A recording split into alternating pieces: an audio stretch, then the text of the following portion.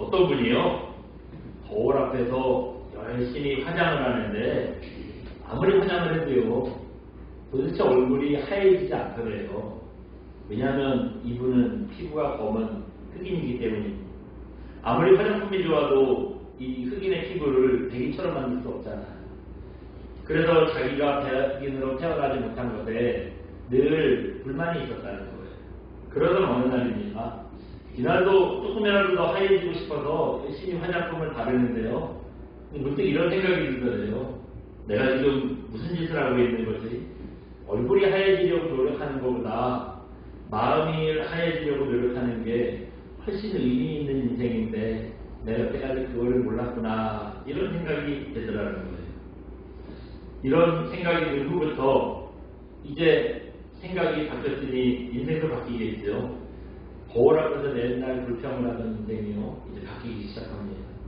이제는 얼굴이 아니라 마음이 하얘지길 노력했더니요, 그냥 마음만 하얘진 게 아니라 사람들과의 관계도 훨씬 좋아지더라는 거예요. 왜냐하면 얼굴이 하얘지려고 노력할 때는 뭐 자기만 관심을 가졌잖아요. 내 얼굴이 이렇게 까매, 막 그것만 관심 가졌잖아요. 근데 이제 마음이 하얘지려고 하다 보니 다른 사람에게 눈이 가는 거예요. 그리고요, 또 사람이 이렇게 바뀌니까 다른 사람들도요, 자기를 다르게 보고 이제 자기에게 호의적으로 바뀌더라는 거예요. 다른 사람들과도 관계가 좋아졌다는 거예요. 얼굴이 아니라 마음을 하나님께 해주려고 노력했더니 요즘 말로 인싸가 된 거예요. 이렇게 바뀌었다는 거예요. 여러분, 좋은 외모보다 좋은 마음을 갖는 게요, 우리 인생에 이렇게 중요한 일입니다. 그런데 요즘은요, 뭐 마음을 꾸미는 것보다 외모도 경쟁력이라고 하면서 미용실, 피부과, 화장품 가게, 옷 가게, 요즘 피부과는 또 피부 이거 뭐 나도 이런 걸 보지도 않는데요. 피부과가 열중에 9은 무조건 다 피부 미용하는 거 그것만 한대요. 그래서 뭐 피부에 뭐가 나가도 가면은 여기 안 하니까 딴 데 가고 이런다 그러더라고요. 참 요즘 병원이 그래요. 이렇게 외모를 꾸미는 산업이 성행하고 있습니다. 그 무슨 얘기겠어요? 마음보다 그만큼 외모를 꾸미는데 우리가 관심이 있다는 뜻이겠죠. 하지만 여러분 어떻습니까? 외모는 너무 이쁘고 멋있는데 하는 짓을 보니 말하는 것도 정 떨어지고 무슨 뭐 매너도 없고 상대방을 배려할 줄도 모르고, 이런 사람 못난 마음 가진 사람들이 있잖아요. 여러분, 요즘 화장법 중에요, 사람들에게 회자되는 화장법이 있대요. 뭐냐면 심리 화장법이라는 겁니다. 들어보셨어요? 이게 뭐냐면 막 눈썹 붙이고 막 화려하게 화장을 하고 그랬는데 표정은요 잔뜩 짜증이 나 있는 거예요. 여러분, 이런 사람 있고요. 또 어떤 사람은 화장을 많이 하지 않았는데 평안한 표정으로 막 사람들한테 눈썹까지 싹 씻고 막 있는 거예요. 누가 더 예쁘겠어요? 네? 예, 그래요. 인상 쓰고 짜증내는 얼굴보다 온화하게 웃고 있는 얼굴이 훨씬 이쁘잖아요. 이게 바로 심리 화장실이라는 거예요. 예? 아무리 디올에 샤넬에 뭐 비싼 화장품을 떡칠을 해도 마음에 화가 있으면 그게 아무리 이뻐지지 않겠죠. 네? 절대 우아하고 온화하고 아름다운 모습으로 나타날 수 없는 거입니다. 그래서 어떤 화장품 쓰냐, 어디 피부과 다니냐, 이거보다 더 좋은 거는요, 어떤 마음을 갖느냐 하는 겁니다. 이게 우리 인생에 훨씬 중요한 일이라는 거예요. 성경의 얘기예요. 우리 얘기가 아니라. 고린도후서 4장 7절에 보면 그런 말씀을 합니다. 한번 잠깐 보여주시겠어요? 다시 한번 읽어봅니다. 고린도후서 4장 7절 말씀. 우리가 이 보배를 질그릇에 가졌으니 큰 능력이 하나님께 있고 우리에게 있지 아니함을 알게 하려 합니다. 아멘. 여기서 보배는 예수님 말하는 거고요. 질그릇은 질그릇처럼 투박한 우리 마음 말하는 거겠죠. 아무리 투박한 질그릇 같은 마음이라도 그 마음에 누굴 담으래요? 예수님을, 보배 대신 예수님을 담으면 우리가 아름다운 삶을 살 수 있다는 겁니다. 그래서 우리 인생은요, 공부를 얼마나 많이 했냐, 돈이 얼마나 많냐, 능력이 얼마나 크냐, 이런 것보다 우리 마음에 무엇을 담고 있느냐가 훨씬 중요하게 생각되는 겁니다. 미움, 다툼, 시기, 질투, 세상 거, 이렇게 마귀가 좋아하는 거 우리 마음을 채우면은요, 이 사람은 마귀한테 끌려다니는 사람이에요. 어쩔 수가 없어요. 그 마음에 마귀가 좋아하는 것만 가득 차 있으니 그 인생이 어떻게 거룩한 인생이 되겠어요. 반면에 사랑, 희락, 화평, 오래 참고, 온유, 자비, 충성, 절제, 양선 이렇게 성령의 9가지 열매를 채운 사람, 이 사람 어떤 사람 되겠어요? 성령의 사람 되는 거예요. 내 속에 들어있는 게 성령의 열매가 들어있으니 다르게 살고 싶어도요, 다르게 살 수가 없는 거예요. 오늘 본문은 바로 이렇게 삐뚤어진 마음을 가지고 있는 바리새인들을 보여주고 있고, 이것을 책망하고 그 마음에 어떤 것을 담아야 하느냐를 가르쳐 주시는 예수님을 보여주고 있습니다. 누가복음 18장에 보시면, 오늘 본문은 아닌데요, 바리새인들이 기도하는 거 볼 수 있어요. 여러분 뭐 다 아시는 얘기잖아요. 바리새인이 어떻게 기도했다고 그래요? 저는 누구 걸 선택한 적도 없고, 뭐 불의하지도 않고, 가늠하지도 않고, 일주일에 2번씩 금식하고, 하나님께 11조도 정확하게 띄고, 또 이렇게 이 모든 걸 잘 지키게 하신 하나님 감사드립니다. 이런 기도를 했다는 거예요. 이거 뭐 기도인지 지자랑인지 뭐 모르겠는데 아무튼 이걸 기도라고 했다는 거예요. 근데 여러분, 제가 앞에서 이 마음이 어때야 되느냐 여기까지 쭉 말씀드리고, 또 바리새인의 마음이 이렇게 삐뚤어졌다 말씀을 드렸으니까 이 얘기를 들을 때 여러분 참 지자랑처럼 들리고 나쁜 말처럼 들리는데요, 우리 교회에 이런 분이 한 번 있다고 생각해 보세요. 네? 얼마나 신실해 보이겠어요. 누구 걸 토색하지도 않고, 불의하지도 않고, 가늠하지도 않고, 목사도 하루 세끼 꼬박꼬박 먹는데 이 사람은 일주일에 2번씩 금식도 하고, 네? 철저하게 11조도 띄고, 완전 장로님 감이죠. 이렇게 신실해 보이는 사람이 있으면 장로님 해야죠. 근데 여러분, 바리새인들이 그랬다는 거예요. 이렇게 기도한 사람만 그런 기도를 한 게 아니라 모든 바리새인들이요, 다 누굴 것 토색하지 않고, 불의하지 않고, 가늠하지 않고, 일주일에 2번씩 금식하고 철저하게 11조를 드렸다는 겁니다. 이렇게 신실하게 살았는데 예수님 책망하세요. 책망하세요. 왜냐하면 마음이 삐뚤어졌기 때문이라는 거예요. 아무리 좋은 일이라고 거룩한 일을 해도 마음이 삐뚤어지면 여러분 좋은 것이 겉으로 나오지 못할 수밖에 없는 겁니다. 오늘 1절만 봐도요, 바리새인들이 얼마나 마음이 삐뚤어졌는지 이거 알 수 있어요. 한번 우리 1절을 잠깐 봅니다. 같이 봅니다. 그때 바리새인과 서기관들이 예루살렘으로부터 예수께 나와 이르되, 여기 보시니까 바리새인과 서기관들이 어디서 왔대요? 예루살렘에서 왔대요. 예루살렘에서 예수님을 보러 왔다는 거예요. 그럼 예수님은 어디 계시냐? 한번 잠깐 보여주시겠어요?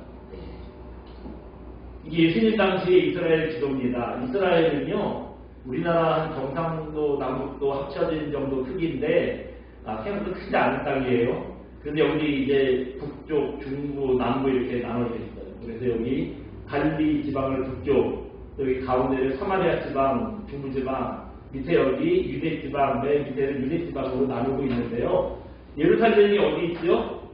유대 지방이 예루살렘이 있어요. 그러니까 이스라엘의 중심지는 이 유대 지방이에요. 근데 예수님은 주로 어디서 활동하셨죠? 예, 갈릴리 지방. 여기서 벗어난 적이 잘 없어요. 이 예루살렘에 수시로 왔다 갔다 하셨을 것 같은데 성경에 한 3번인가 4번인가 그 예루살렘에 갔다 온 기록만 있고요. 대부분은 여기서 활동을 하셨어요.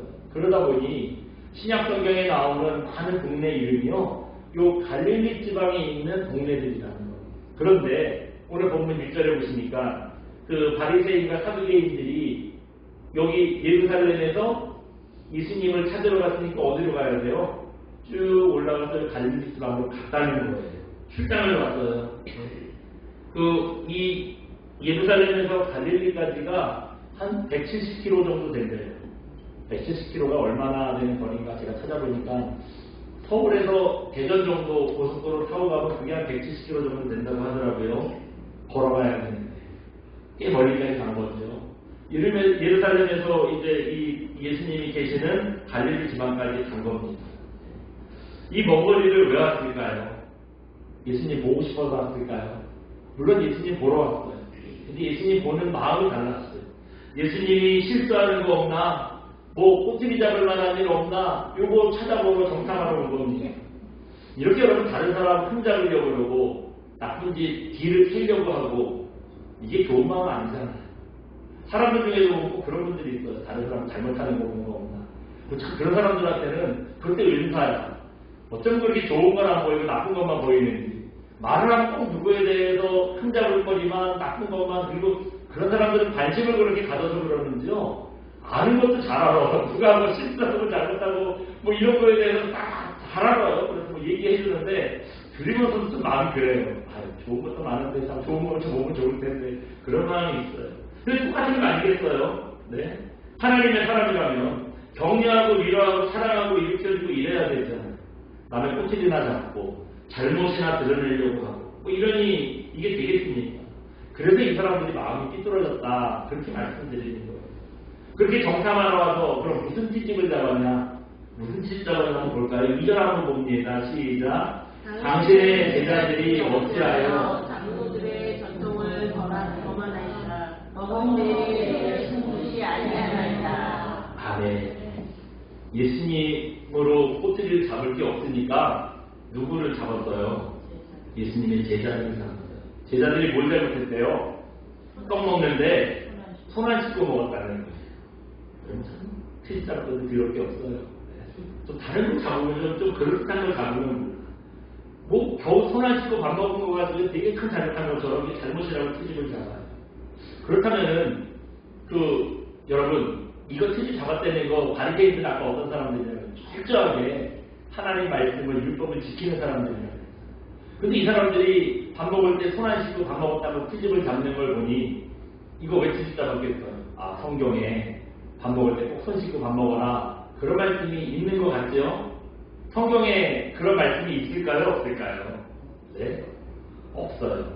아무리 찾아봐도 밥 먹기 전에 꼭 손 씻어라 이런 말씀은 없어요. 그래서 방금 읽은 2절에 보면 이걸 뭐라 그랬냐 하면 다시 한번 볼까요? 당신의 제자들이 어찌하여 그다 봅니다. 장로들의 전통을 범하나이까. 아멘. 율법을 어겼다고 안 그러고요. 뭘 범했대요? 장로들의 전통을 범했대요. 율법은 하나님 말씀을 얘기하는 거예요. 장로들의 전통은 뭐냐? 하나님 말씀은 아니고요. 그냥 전통적으로 지켜오는 관습이에요. 여러분 전통적으로 지켜오는 관습을 안 지키는 게 욕먹을 짓은 아니잖아요. 그거는 법으로 정해진 것도 아니고 이 하나님의 말씀은 이 사람들 율법이라 그래서 이건 법이에요. 그러니까 지켜야 되는 거예요. 근데 전통은요. 장로들의 전통은 그냥 이 전통적으로 지켜오는 관습이니까 지켜도 좋고 안 지켜도 그만이고 이런 일입니다. 어떤 분의 책에 보니까 성경에도 없는 이 손 씻는 전통을 이거 왜 이 사람들이 만든 건지 이거를 좀 추론하는 정확한 건 아니에요. 이분이 유추하는 내용이 있더라고요. 한번 잠깐 보여주시겠어요? 저거는 성막입니다. 예. 나중에 이제 다윗이 이스라엘 자리를 잡고 솔로몬이 성전을 짓죠. 벽돌로 이제 건물을 져요. 그 전까지는 이 성막이 그 이스라엘 사람들이 하나님을 만나고 예배하는 장소였죠. 여기 보시면 이 성막이 있어요. 천막으로 쳐져 있기 때문에 이걸 성막이라고 한다고 했습니다. 또 여기는 이건 뭐냐 하면 제물을 태워서 하나님께 바치는 번제단이라고 해요. 이걸 번제단이라고 합니다. 근데 이제 제물을 바치려면은 그냥 소 잡아라 그런다고 소를 통째로 잡아가지고 그냥 그대로 저 번제단에 여기다 올려놓는 건 아니에요. 여기다 올려놓는 건 아니고 이거를 이렇게 부으면 잘라요. 목 자르고 손발 자르고 몸통 자르고 그런데 이거를 성경에는 각을 뜬다 그렇게 표현을 해요. 그 작업하는 이게 이제 테이블이에요. 여기다 올려놓고 그 작업을 하는 손은 여기다 놓고 하는 거고 뭐 양은 여기다 놓고 뭐 그런 식이에요. 그렇게 합니다. 그런데 그 사이에 중요한 건 이거예요. 오늘 말씀드리고 싶은 건 뭐냐면 한번 잠깐 보여주시겠어요? 네. 네, 맞아요. 요거 이름이 뭐래요? 물두멍. 특별한 대야가 있는데 저게 물두멍이에요. 물두멍이 어디에 있죠? 성막과 번제단 사이에 있어요. 저 세시대가 엄청 큰 겁니다. 지금 사람이 이만한데 이만하잖아요. 이만한 거예요. 꽤 큰 겁니다. 손 씻는 대야가 저렇게 커요. 네? 저 커다란 대야가 참 위치가 참 뜬금없죠. 네? 저렇게 큰 대야를 좀 한쪽 구석에 갖다 놓으면 다니기 좋잖아요. 저 얼마나 버리적거리겠어요. 왜 굳이 저 대야를 좀 한쪽 구석에 놓으면 좋은데 저렇게 이 성막과 번제단 사이에 저 물구멍을 놨을까요? 예?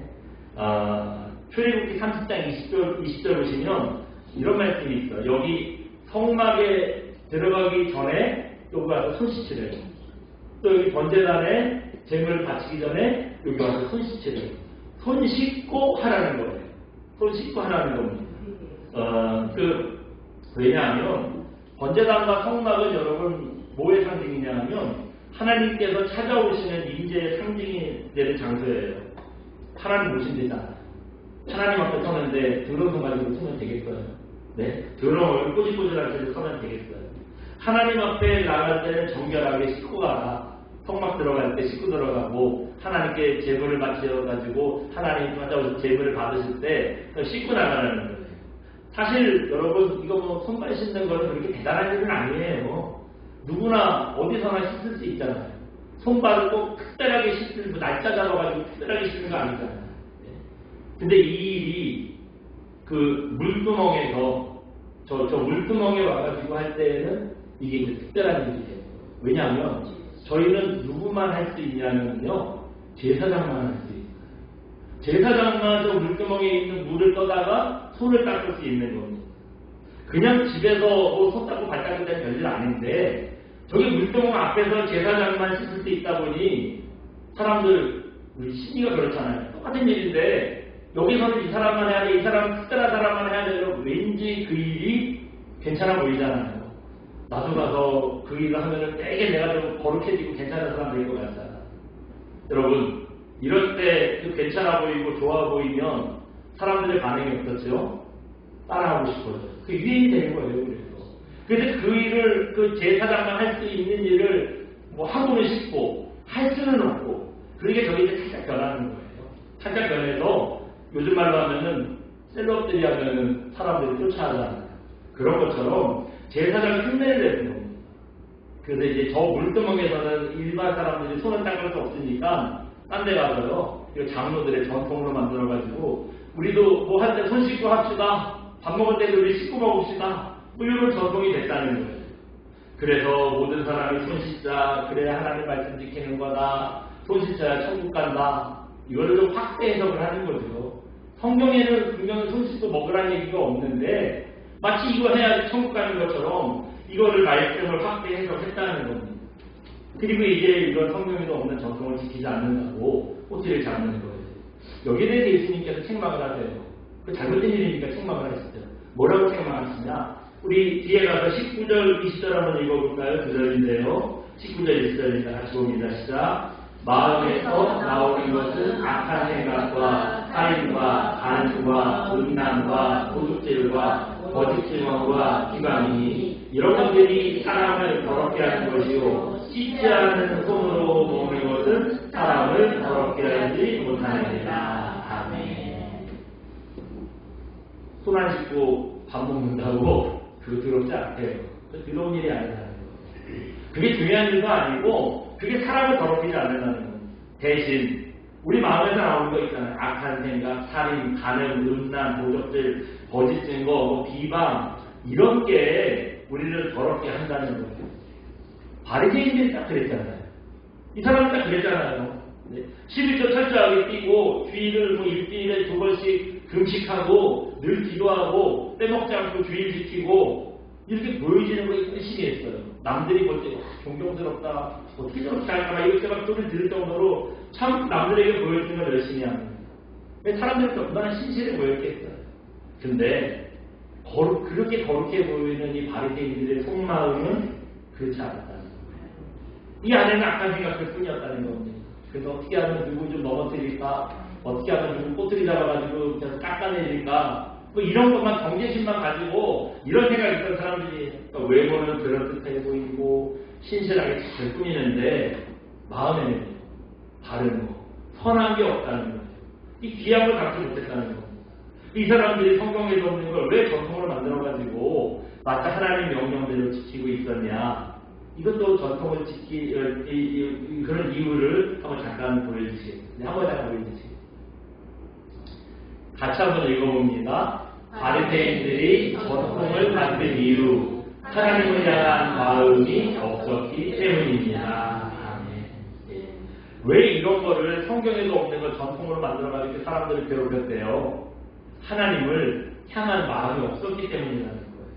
무슨 말이냐면, 여러분, 하나님을 향한 마음이 없으니까요, 하나님 사랑하는 마음도 없고, 또 하나님께서 왜 이렇게 일을 하라고 하셨는지 그 하나님의 뜻을 생각하는 마음이 없었다는 겁니다.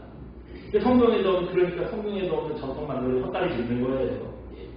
여러분, 이 아까 물두멍에 손수치라고 한 거, 이거 의미는 뭐예요? 하나님 앞에 나아갈 때 몸만 정결하게 씻으라는 뜻이 아니에요.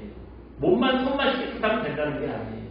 몸보다 마음이 깨끗하게 씻겨져야 하고, 이래서 하나님 앞에 나아가야 된다는 의미고, 세상에 있는 더러운 죄들이 있잖아요.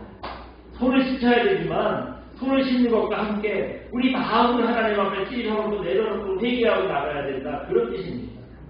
여러분, 개인적으로 기도할 때나 아니면 예배 중에 무슨 단체로 기도할 때나 여러분 기도하는 거는요 순서가 있어요. 이 순서대로 기도하는 게 있습니다. 어떤 순서가 있냐면 첫째는요 하나님께 영광을 돌리는 거예요.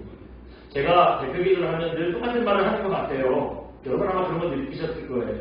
왜 그러냐면 나름대로 순서가 있기 때문에 그래요. 그냥 나오는 대로 하는 게 아니라 이 순서에 맞춰서 대표 기도라는 건 꼭 해야 되는 공기도. 여러분들 개인적인 기도 있잖아. 하나님 우리의 오늘 대학 붙어야 돼요. 우리 집 살려야 돼요. 이런 거 공기도 때 기도하는 거 아니에요. 내가 아무리 급해도 그런 거를 하는 거 아니에요. 그래서 어떤 기도를 하느냐. 첫째는 하나님께 영광을 돌리는 게 제일 먼저 해야 되는 기도입니다. 두 번째는요, 감사의 기도를 드려야 돼요. 하나님께 감사의 고백을 드리는 거예요. 세 번째는요, 회개하는 거예요. 내가 적극하게 정결하게 하지 못하고 하나님께 나아가는 거, 이거 그러니까 이게 기복신앙이 되는 거예요. 내 삶을 돌아보지 못하고 하나님 주세요만 안 들어가지고 막 마음이 급하니까 그랬지만 그것만 하니까 기복신앙이 되는 거예요. 그렇게 되지 않도록 먼저 하나님께 영광을 돌리고 또 하나님께 감사의 고백을 하고 또 하나님 앞에 내가 손을 씻는 이 회개의 기도를 하는 겁니다. 그래서 이거 하나님 앞에 나아가기 전에 물두멍에 손 마시는 것과 같은 거죠. 이렇게 회개 기도까지 한 다음에 그 다음에 이제 공적인 기도들은 공적인 기도대로 하고 근데 개인적인 기도는 개인적인 기도대로 하는 겁니다. 이게 그렇게 기도를 하는 거예요. 이게 제사장들에게 번제를 드리기 전에 또 성소에 들어가기 전에 손을 씻으라고 한 이유입니다. 근데 바리새인들이 이런 하나님의 마음을 몰랐잖아요. 하나님 뜻에 관심도 없었잖아요. 그러니까 조금만 하나님의 마음을 알려고 노력했으면 어렵지 않게 이거 알 수 있다. 우리도 뭐 들어보니 당연한 얘기잖아요. 이거 얼마든지 우리가 알 수 있는 쉬운 일인데 하나님께 마음이 없으니까 그것조차 모르는 거예요. 그냥 뭐 손만 깨끗하게 씻는 거 보고 나 씻었다 봤지? 이렇게 나오는 겁니다. 그래서 성경에도 없는 일을 전통이라는 허울을 씌워서요 하나님 말씀보다 더 중요하게 생각을 했던 거예요. 한번 잠깐 보여주시겠어요? 책이에요. 제목이 뭐래요? 쌤에게 보내는 편지. 다니엘 고트립이라는 분이 쓴 쌤에게 보내는 편지라는 책입니다. 다니엘 고트립이라는 분은 정신과 의사고요. 쌤은 저분의 손자입니다. 근데 얘가 안타깝게 자폐를 앓고 있었대요. 근데 또 이분이 또 인생에 여러 가지 어려움을 당해요. 그러면서 너무 힘드니까 내가 오래 못 살겠다 그런 생각이 들었대요. 그래서 손자 쌤에게 꼭 남기고 싶은 말을 편지 형식으로 저렇게 책으로 쓴 겁니다. 그 제목이 쌤에게 보내는 편지. 여기 이제 여러 가지 얘기들이 나오는데 그 중에 이제 한편 이런 얘기가 있어요. 뭐냐면 저분이 결혼 10주년이 되는 날 아내에게 선물을 주려고요. 선물을 사러 나갑니다. 갔다가 교통사고가 크게 나요. 그래서 이분이 척추를 다치게 되고 이것 때문에 이제 온몸이 얼굴 빼고는 다 마비가 됩니다. 이게 그냥 마비가 되는 걸 끝나는 줄 알았는데 그게 아니에요. 몸은 안 움직이는데 몸이 너무 아파요. 온몸이 너무 아프고 무엇보다도 이 사람이 그래도 정신과 의사였잖아요. 의사가 평생 누워서 살아야 되니 얼마나 절망적이에요. 이렇게 살면 뭐하냐. 차라리 진짜 손가락을 까딱할 수 없는데 그럼 내가 어떻게 죽어야 손을 깨물고 죽을까? 어디 누구한테 부탁해서 약을 먹고 죽을까? 매일 이것만 생각했다는 거예요. 그러던 어느 날입니다. 담당 간호사가 늦은 밤에 찾아와서요. 평소처럼 자기에게 처치를 해줬어요. 그리고 이제 평생 가는데 그날따라 안 가더래요. 안 가면서 옆에 쓱 알더니 이렇게 얘기하더라는 거예요. 당신은 마음을 치료하는 의사시라면서요. 제가 한 남자를 사랑했는데 배신을 당했어요. 마음이 너무 힘들어서 견딜 수가 없고 매일 죽고 싶은 생각뿐이에요. 다니엘이 이 간호사의 마음에 공감하면서요, 계속 얘기를 듣고, 어쨌든 입을 살았으니까 몸은 못 움직여서 계속 같이 얘기를 했다는 거예요. 그랬더니 시간 가는 줄 모르고요, 시간을 얘기를 했대요. 그렇게 대화가 끝나고 이 간호사가 마음이 어느 정도 이제 조금 마음을 찾고 돌아가고 나서 혼자 남은 다니엘이요, 가만 생각해 보니까 놀라운 사실 하나 발견합니다.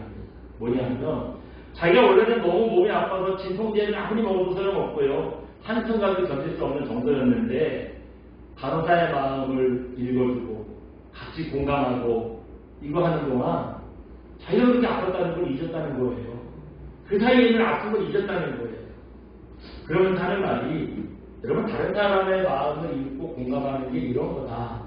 우리는 막 너무 힘들고 고통당하면 어떻지요? 내가 중요해. 내가 지금 아프고 힘들고 고통스럽고 이건 막 이겨내는 것만 중요해요.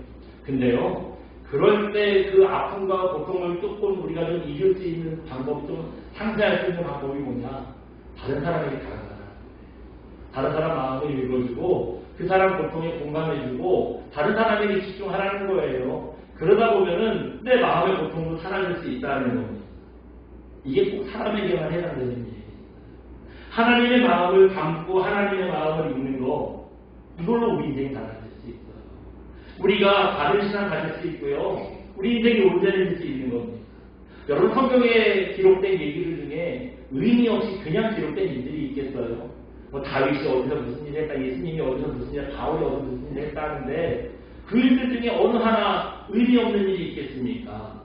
다 하나님의 뜻하신 바가 있어. 우리가 꼭 알아야 되기 때문에 성경에 기록을 하게 하신 거겠죠. 여러분, 그래서 우리가 말씀을 읽어야 되는 겁니다. 말씀을 그래서 묵상해야 되는 거예요. 그러면서 하나님의 마음을, 그 일을 이루신 하나님의 마음을 읽어야 하는 겁니다. 여러분, 그렇기 때문에 바리새인들처럼 하나님의 마음을 읽지 못하고 이 하나님을 따른다고 하는 이 잘못된 신앙에 빠지지 않는 저와 여러분 되시기 바랍니다. 늘 말씀을 읽고 묵상하면서 우리가 하나님의 마음을 읽고 순종할 수 있는 종들 되시기를 주님의 이름으로 축원드립니다. 우리 잘 함께 찬양하고 기도합니다. 고소서 주님 함께 찬양하고 기도하겠습니다.